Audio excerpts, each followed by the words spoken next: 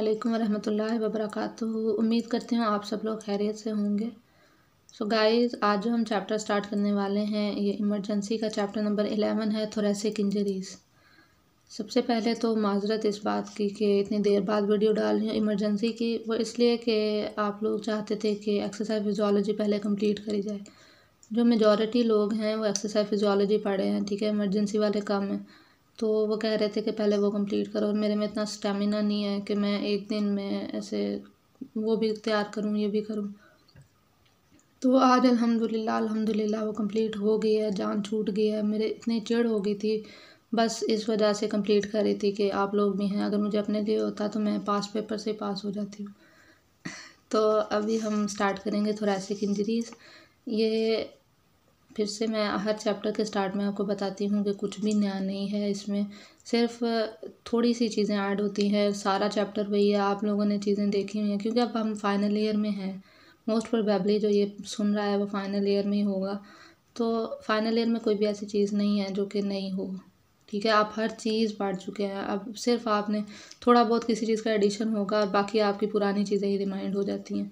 सो मैंने सोचा कि ये छोटा चैप्टर है तो इसको पहले कर लिया जाए। तो सबसे पहले आपको पता होना चाहिए कि आपकी जो थोरेसिक कैविटी है उसमें जो वाइटल ऑर्गन मौजूद होते हैं, हार्ट होता है, लंग्स होते हैं, मेजर वेसल्स होती हैं, ये रिब केज से प्रोटेक्टेड है। तो हाई एनर्जी या हाई वेलोसिटी की फोर्स लगेगी तो ही ये डैमेज हो सकता है। थोरेक्स जो है वो जल्दी डैमेज नहीं होता क्योंकि रिब केज है पूरा, ठीक है, उसके पीछे सारे ऑर्गन्स होते हैं और इसको बचाने के लिए अल्लाह पाक ने रिब केज बनाया हुआ है, ठीक है। तो हाई वेलोसिटी की या हाई एनर्जी की फ़ोर्स लगेगी तो ये डैमेज होगा।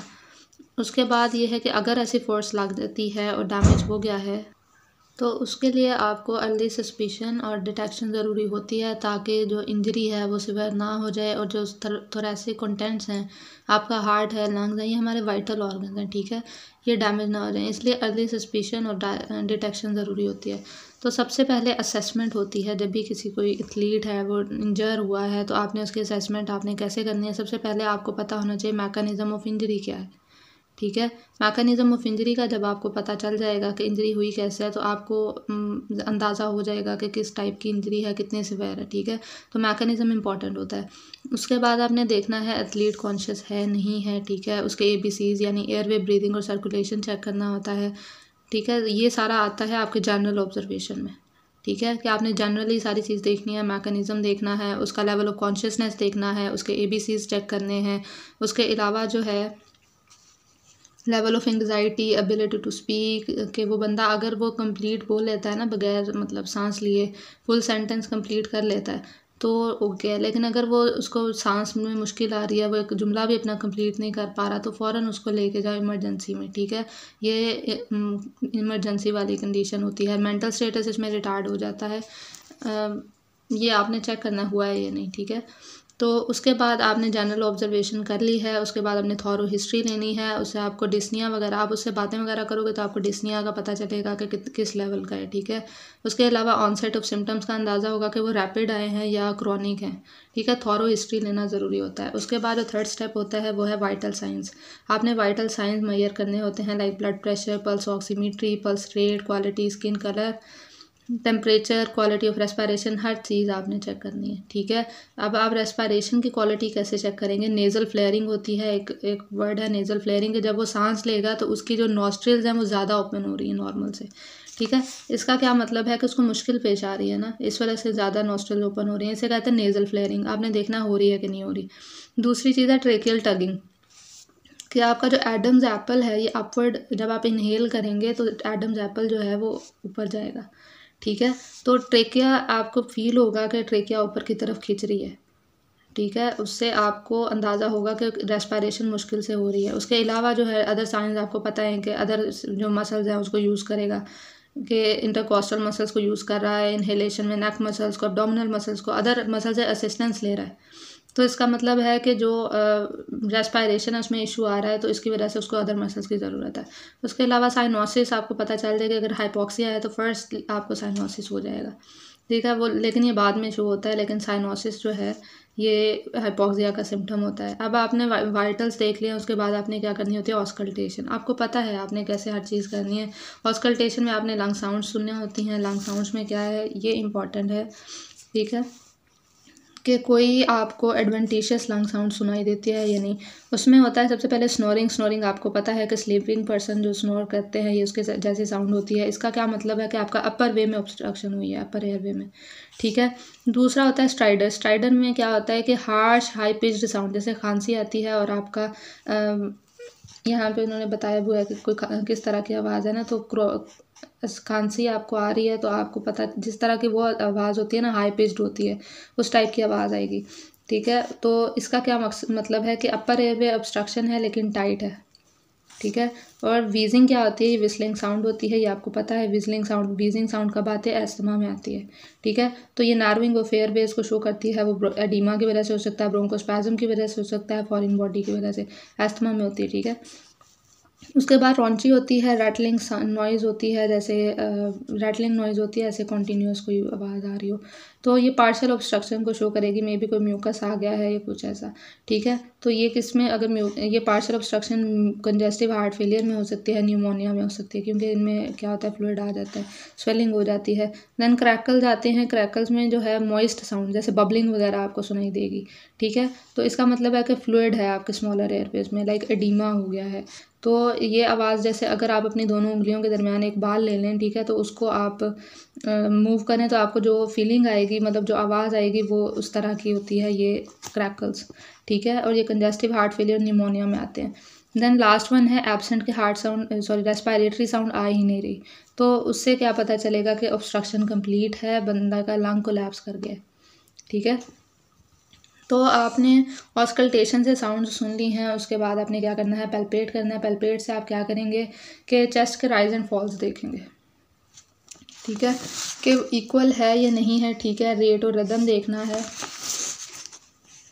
ठीक है। उसके अलावा डिफॉर्मिटी है, कोई बोनी स्ट्रक्चर्स हैं, अनस्टेबल सेगमेंट्स हैं, मतलब आपको पैल्पेट करने से जो जो चीज़ें आपको पता चल सकती हैं, स्वेलिंग का पता चलता है, आप जॉइंट्स पैल्पेट कर सकते हो, आप रिदम देख सकते हो, ये सारी चीज़ें आपने देखनी है, ठीक है। उसके बाद आपने क्या करना है, परकशन करना है। आपको पता है परकशन कैसे करते हैं। परकशन से आपको पता चलेगा कि आवाज़ हाइपर रेजोनेंट है या डल है। हाइपर रेजोनेंट है तो मतलब न्यूमोथोरैक्स है, हवा है, ठीक है, आपकी प्लूरल कैविटी में। और अगर डल है तो इसका मतलब क्या है कि कोई फ्लूइड है, उसको हाइपो रेजोनेंट कहेंगे। तो यहाँ पे उन्होंने पिक्चर में परकशन का तरीक़ेकार बताया है कि आपने अपनी मिडल फिंगर उस एरिया पे रखनी है जहाँ से आप परकशन करना चाह रहे हैं, ठीक है। उसके बाद जो है आपने मिडल फिंगर की जो टिप होती है, ठीक है, थर्ड फिंगर्स की टिप जो होती है, उसे टैप टैप टैप करना है। आपको पता है, आपको आता है, ठीक है, फिर भी यहाँ लिखा है तो मैंने कहा इलैबोरेट कर दूँ।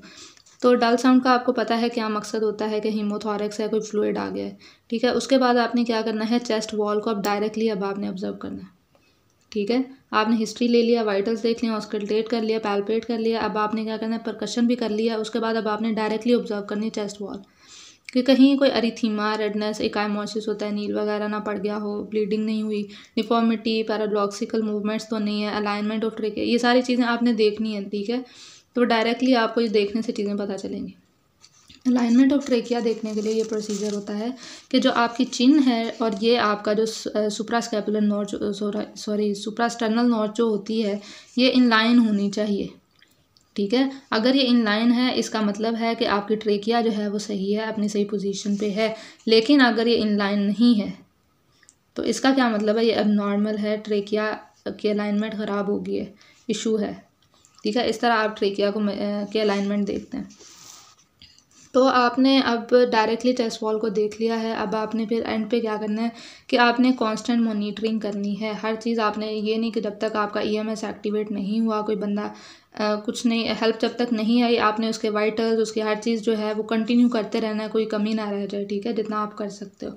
सो यहाँ पे उन्होंने ओवरव्यू लिख दिया है जो हमने पहले किया था, कि जनरल अपीयरेंस देखनी होती है, उसके कॉन्शियसनेस, एबीसीज वगैरह, फिर उसकी हिस्ट्री लेनी है, वाइटल्स देखने, ऑस्कल्टेट करना है, पैल्पेट करना है, परकशन करना है, देन डायरेक्टली ऑब्जर्व करनी चेस्ट वॉल को, और फिर मॉनिटर करते रहना वाइटल साइंस को, कि टाइम के साथ साथ चेंज तो नहीं हो रहे। अगर उसके वाइटल साइंस जो हैं वो चेंज हो रहे हैं, ठीक है, अगर उनमें चेंजेस आते हैं, इसका मतलब ये है कि आप ईएमएस एक्टिवेट कर लो, यानी कि हेल्प बुला लो, एम्बुलेंस वगैरह बुला लो, और फिर आप कोई डिले नहीं करो, इसमें इमरजेंसी की कंडीशन है। उसके बाद आ जाती है मैनेजमेंट। मैनेजमेंट में आपने क्या करना है, when caring of an athlete with a potentially significant injury to the thorax all treatment should be focused on maintaining adequate oxygenation. कि जब थॉरेक्स की इंजरी आई है तो आपकी ट्रीटमेंट का जो बेसिक मकसद होगा वो ये होगा कि उसकी ऑक्सीजनेशन जो है उसको मेंटेन किया जाए, क्योंकि इस कंडीशन में ये होगा कि उसकी रेस्पायरेशन अफेक्ट हो जाएगी, उसको सांस नहीं आएगा, क्योंकि थॉरेक्स जो है वो मेजर क्या है, पीछे लंग्स पड़े हुए हैं, सबसे पहले डैमेज वही होंगे। उसके बाद इंजरीज़ आ जाती हैं। ये इंपॉर्टेंट है कि इंजरीज़ जो हैं फ्रैक्चर्स होते हैं। फ्रैक्चर अब दो वजह से हो सकते हैं, डायरेक्ट फोर्स लग सकती है, इनडायरेक्ट लग सकती है।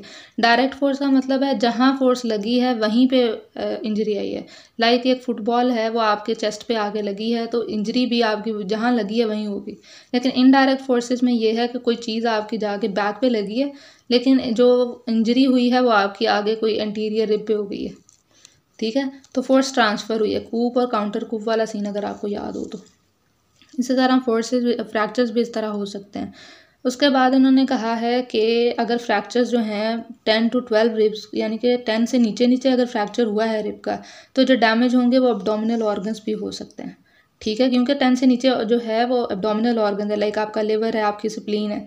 और अगर अपर रिब का फ्रैक्चर है तो आपके लंग्स डैमेज हो सकते हैं, ठीक हो गया। रिब फ्रैक्चर जो होता है अगर किसी को हो गया है तो उसको लोकलाइज्ड पेन आएगी, जो कि कंप्रेशन पे आप उसको कंप्रेस करोगे उसको आप उसको पेन आएगी, ठीक है। क्रैपिटस फील होगा क्योंकि फ्रैक्चर जहाँ हुआ वहाँ पे क्रैपिटस आएगा। रेस्पायरेटरी एफर्ट लिमिटेड होगी, उसको पेन होगी, ठीक है, वो फुल ब्रेथ नहीं ले पाएगा। कॉमन सेंस है, ठीक है। अगर उसको फ्रैक्चर हुआ है हाथ नहीं लगाने देगा वो, ठीक है, सांस में पेन आ रही है, क्रैपिटस आएगा, आपको फील होगा, ठीक है, कंप्रेस करोगे तो पेन आएगी। तो ये कॉमन सी चीज़ें हैं, कोई रटने वाली चीज़ नहीं है, ठीक है। अगर सिंगल रिब का फ्रैक्चर हुआ है, कोई इंटरनल इंजरी नहीं हुई, ठीक है, तो इतना कोई ज़रूरत नहीं है कि आपने उसके वो किया है चेक कर लिया तो आपने उसको इमरजेंसी में लेके जाने की कोई ज़रूरत नहीं, ठीक है। हमारा प्राइस फार्मूला आपको पता है, तो रेस्ट आइसिंग वगैरह ये करें, मेडिकेशंस दें उसको, पेन किलर्स वगैरह दें, एक्सरे वगैरह करवाएं, ठीक है, लेकिन इमरजेंसी वाली कंडीशन नहीं है अगर सिंगल रिब फ्रैक्चर है तो, ठीक है, और कोई इंटरनल डैमेज भी नहीं है। उसके अलावा स्टर्नम का अगर डैमेज हो गया है, ठीक है, तो आपके चेस्ट के अंदर स्टर्नम भी आती है। स्टर्नम का डैमेज जो होता है वो लाइफ थ्रेटनिंग होता है, ठीक है, काफ़ी ज़्यादा फोर्स लगती है तो ये टूटता है, ठीक है, क्योंकि ये एरिया ही ऐसा है, यहाँ पे ये आसानी से टूटने वाली बोन ही नहीं है, ठीक है, लेकिन अगर सिग्निफिकेंट अमाउंट ऑफ फोर्स लगी है तो ये टूट जाएगी, ठीक है। और ये इसलिए वो लाइफ थ्रेटनिंग होती है कि जो फोर्स है वो हार्ट पे, लंग्स पे या ग्रेट वेसल्स पे जा सकती है, ठीक है। तो ये नीचे इसके ऑर्गन्स जो हैं वो वाइटल है, तो सिवियर डिस्निया होता है, point tenderness, sternal deformity. In short ये एक इमरजेंसी सिचुएशन है, ठीक है। फ्रैक्चर्स इंपॉर्टेंट थे। उसके बाद ये इंपॉर्टेंट है स्टर्नोक्लेविकुलर डिसलोकेशन। इसमें क्या होता है कि आपका स्टर्नोक्लेविकुलर जॉइंट जो है वो डिसलोकेट हो गया है। अगर ये पोस्टीरियरली डिसलोकेट हो गया तो क्या होगा कि आपकी क्लेविकल जो है वो पीछे लगेगी, जाके पीछे जितने भी ऑर्गन्स हैं उन पीछे ट्रेकिया है और अदर ऑर्गन है उनको डैमेज करेगी, ठीक है। तो फ़ौरन से इसकी मैनेजमेंट में आपने क्या करना है कि उसकी एयरवे जो है उसको मैनेज करना है, ठीक है। उसका एयरवे मैनेज आपने करना है अगर आपको इम्प्रूवमेंट शो होती है सप्लीमेंटरी ऑक्सीजन वगैरह से। और एयरवे मैनेजमेंट का पूरा हमने चैप्टर पढ़ा है, आपको पता है वो कैसे करते हैं, ठीक है। आपने उस तरह मैनेज करनी है। अगर फ़र्क पड़ गया है तो ठीक है, अगर नहीं पड़ा तो क्या करना है कि एक बंदे को फ़ौरन से, ये देखें यहाँ पे, बंदे को आपने उसका टॉवल या कोई सैंड बैग लेना और उसके स्कैपुला के मिड में रख देना है, ठीक है। इससे क्या होगा कि उसका जो मिड वाला पोर्शन जब उठेगा तो उसके जो स्कैपुलाज हैं वो ऑटोमेटिकली रिट्रैक्ट हो जाएंगे, आपके शोल्डर्स की रिट्रैक्शन शो होगी, ठीक है। इससे क्या होगा कि जो आपकी क्लेविकल अंदर गई है वो लैटरली और आउटवर्ड मूव करेगी, ठीक है। अगर फिर भी फ़र्क नहीं पड़ता तो आप अपने हाथ से भी मूव करा सकते हैं, ठीक है। तो इस तरह इसको मैनेज करना है। अगर सप्लीमेंटरी ऑक्सीजन से फ़र्क नहीं पड़ा तो फिर डिसलोकेशन का कोई हिसाब लगाओ, फिर उसका फ़र्क पड़ेगा, नहीं तो बंदा रेस्पायरेशन जो नहीं हो रही उसकी वजह से डेथ हो सकती है, ठीक है। उसके बाद सर्वाइकल अगर इंजरी है तो फिर उसकी प्रिकॉशंस लेनी पड़ेंगी, ठीक है। अगर आपको पता है सर्वाइकल इंजरी के सस्पिशन भी हो तो उसकी प्रिकॉशंस करना पड़ती हैं, तो इसलिए। उसके बाद आ जाते हैं फ्लाइल चेस्ट। फ्लाइल चेस्ट में क्या होता है कि रिब जो है 2 से ज़्यादा जगह पे टूटी है, ठीक है, तो इस कंडीशन को कहते हैं फ्लाइल चेस्ट। और इसमें यह है कि आपकी जो चेस्ट होती है पैराडॉक्सिकल मूवमेंट शो कराती है रेस्पायरेशन के दौरान। तो इसमें यह होता है कि फ्लाइल सेगमेंट जो होता है वो कोलैप्स कर जाता है इनहेलेशन के दौरान, ठीक है। तो अंडरलाइंग टिश्यू कंट्यूज हो सकता है, आपका लंग जो है वो कोलैप्स कर सकता है। फ्लाइल चेस्ट जो है इसका सस्पिशन इंक्रीज होता है। अगर फ्लाइल चेस्ट हुई है ना किसी को तो उसको न्यूमोथोरेक्स भी हो जाता है।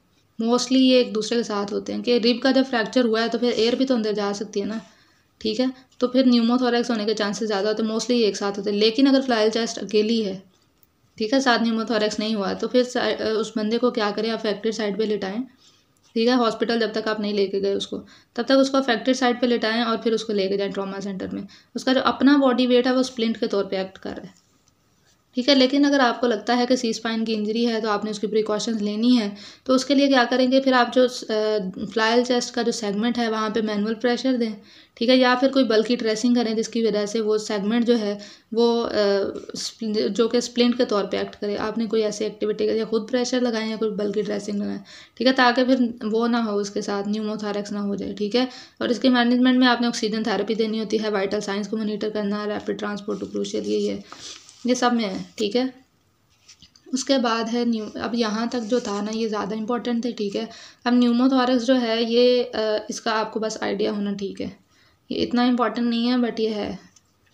मेरी गंदी सी आवाज़ को इग्नोर करें, क्योंकि फ्लू की वजह से और गले ख़राब होने की वजह से काफ़ी ख़राब हुई हुई है। पहले मैंने सोचा नहीं बनाते वीडियो, फिर मैंने कहा कि काफ़ी टाइम हो गया है तो नहीं बनाई, तो चलो कोई बात नहीं, आप लोग इग्नोर करें। अब आपको पता होना चाहिए न्यूमोथोरैक्स जो है ये 3 तरह की होती है, सिंपल होती है, टेंशन होती है, ओपन होती है। पहले न्यूमोथोरैक्स की उन्होंने डेफिनेशन लिखी है, होता क्या है कि पैराइटल और विजुअल प्लूरा के दरमियान में एयर भर जाती है, ठीक है। एयर जब इसके दरमियान आ जाएगी तो आपका लंग जो है वो कोलैप्स कर देगा। क्यों? क्योंकि जो प्रेशर डिफरेंस है वो ख़त्म हो गया है, ठीक है। ये किस वजह से हो सकती है, लैसरेशन हो सकती है, रिब फ्रैक्चर हो सकती है, या कोई ओपन वुंड हो सकता है, लाइक आपको कोई बुलेट की इंजरी लगे या इस तरह, ठीक है। तो सिंपल न्यूमोथोरैक्स जो होती है स्पॉन्टेनियस होती है, यानी अचानक से होती है, किसी ट्रॉमा की वजह से भी हो सकती है, ठीक है। स्पॉन्टेनियस न्यूमोथोरैक्स मोस्टली जो यंग टॉल थिन मेल्स होते हैं उनमें होती है, ठीक है। इसमें होता है कि बंदा एक्सरसाइज के बाद आया, अचानक उसको शार्प चेस्ट पेन स्टार्ट हो गई है, ब्रीदिंग में डिफिकल्टी आ रही है, स्टर्नस कफिंग आ रही है, ठीक है, लंग साउंड उसके डिमिनिश हो गए हैं। अगर उसका रेस्पिरेटरी डिस्ट्रेस फेस हो रहा है, टैकीकार्डिया है, हाइपोटेंशन है, ठीक है, जब भी देखें लंग्स कोलैप्स कर रहे हैं, ठीक है, लंग्स अगर कोलैप्स किए हैं तो फ़ौरन से पता चले। न्यूमोथोरैक्स में होता ही ये है कि जब ये प्रेशर डिफरेंस ख़त्म हो गया, लंग्स कोलैप्स, ये स्टर्नस ये जो है सिंपल, ये अपने आप हो जाती है अचानक से, किसी ट्रॉमा की वजह से भी हो सकती है, अचानक भी हो सकती है, ठीक है। तो उस बंदे को, अब एक बंदे का लंग कोलैप्स कर गया तो उसको क्या ब्रीदिंग में इशू नहीं आएगा, ठीक है, चेस्ट पेन नहीं आएगी, सब होगा, ठीक है, कफिंग वगैरह होगी, ये सिंपल जो कॉमन से सिम्टम्स हैं ये सब में आएंगे, ठीक है। अगर उसका रेस्पिरेटरी डिस्ट्रेस हो गया है, साथ उसका टैकीकार्डिया, अब आपके लंग कोलैप्स कर गए तो टैकीकार्डिया तो होना है ना, ठीक है, साथ हाइपोटेंशन, ब्लड प्रेशर भी कम हो जाएगा। तो ये हो गया, तो फिर आपने फ़ौरन से चेस्ट डिकम्प्रेशन करनी ज़रूरी है, ठीक है, चेस्ट ट्यूब वगैरह डालें या कुछ करें, इसको मैनेज करें फ़ौरन से।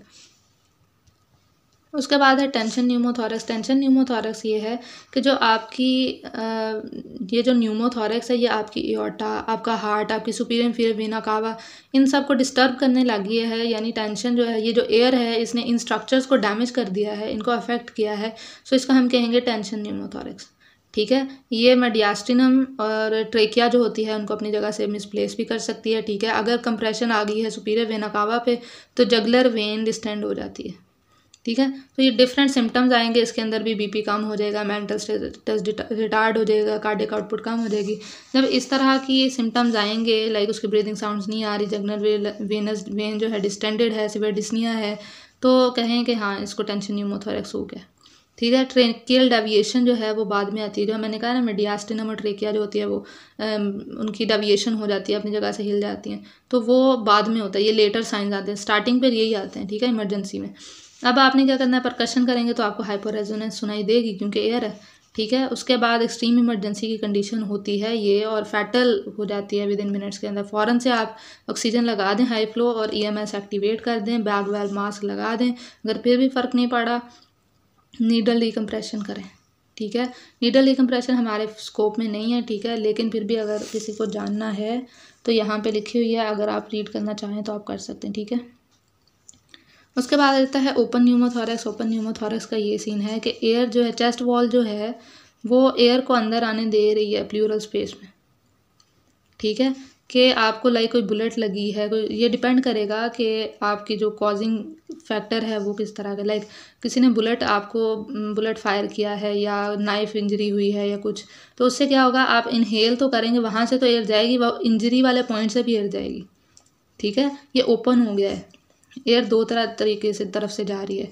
तो इससे क्या होगा कि आपने सबसे पहले, जब आपने जाना है तो पहले आप खुद देख लेंगे, अगर किसी ने इसको मारा है या कुछ किया है तो अपनी सेफ्टी सबसे पहले, ठीक है। ये ना हो कि आप उसको बचाने जाएं तो आपको भी कोई इंजर कर दे। तो सबसे पहले इसकी मैनेजमेंट में आपने हाई फ्लो ऑक्सीजन लगा देनी है, वाइटल्स वगैरह उसके मैयर करें, ठीक है। और इसकी ड्रेसिंग प्रॉपर करनी है। यहाँ पे ये देखें, किसी को इंजरी हुई है तो आपने क्या करना है कि प्रॉपर एक ड्रेसिंग लेनी है, ठीक है।